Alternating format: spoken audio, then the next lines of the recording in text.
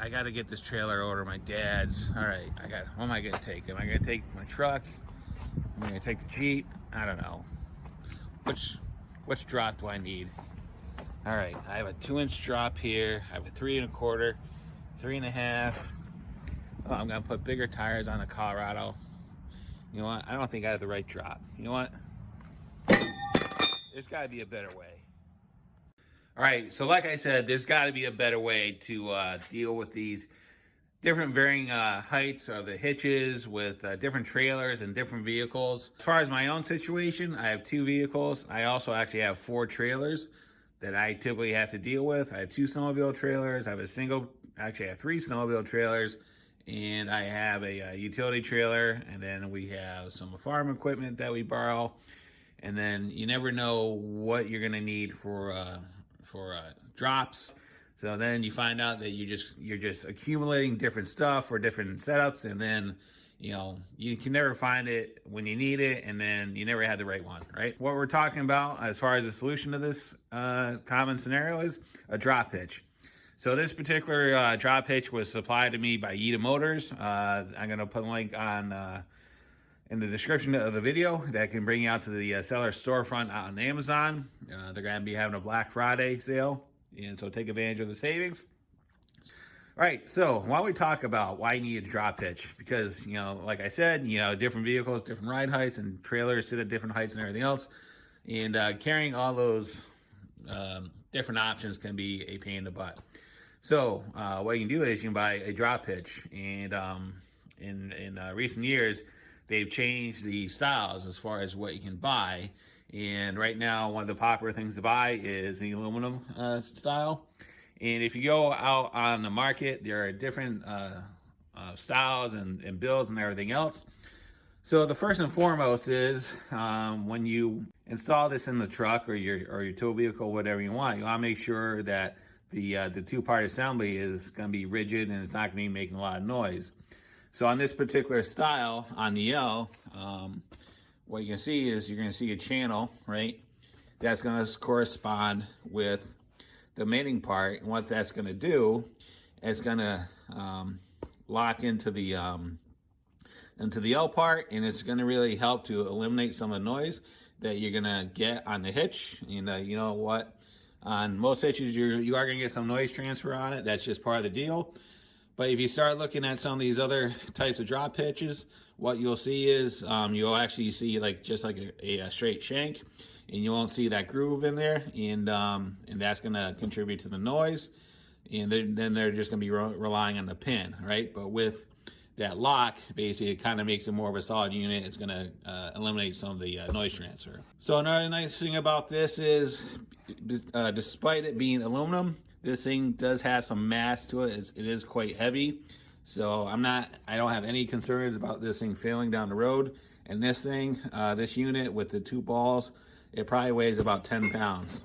Another nice thing about this is with the balls, there's actually 2 of them. There's your standard 2-inch, and then the second one, and it's 2 5/16.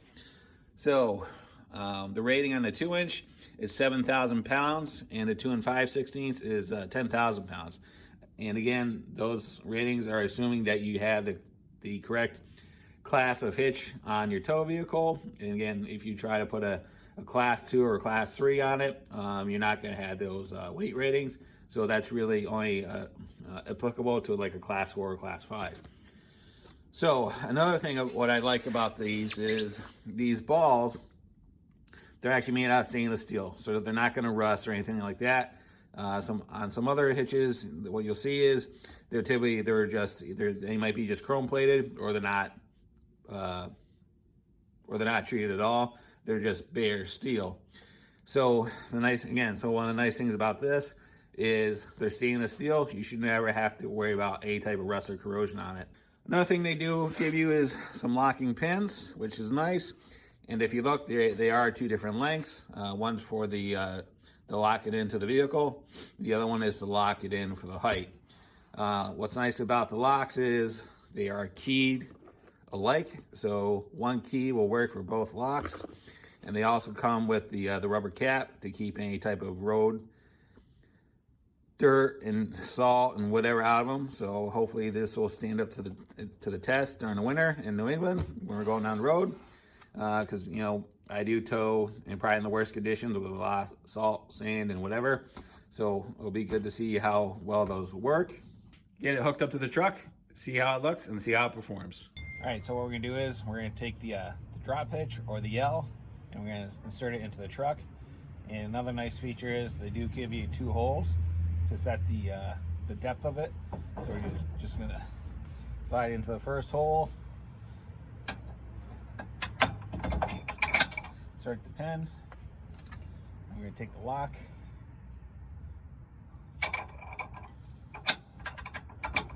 That goes right on. We'll do that, so that's good. And then we're gonna take the actual ball, and what we're gonna do is just slide it on to the channel. And I've already been playing around with the height on it. So at this point, I'm just gonna put it in position number 4. Put the pin in, take the lock, put it in there, pull the key, put the cap on, and it's all set to go. So why don't we go ahead and back the truck up and hook up to the trailer, and then we'll set up the height. Okay, so as far as setting the initial height on the ball to the trailer that you're gonna be hooking up to, a couple schools of thought on it is you can take a tape measure and measure from the height of the ground up to the ball, and then you always want to kind of go a little bit up a little bit more to figure in for your squat. Another easy way to do it is just take a level and put it on your trailer. And right now this thing is canted pretty far up. But what we're gonna do is we're gonna back up the trailer, and we're gonna back up the truck into the trailer. Then we'll drop the weight onto it, and we'll see where we end up as far as a final height.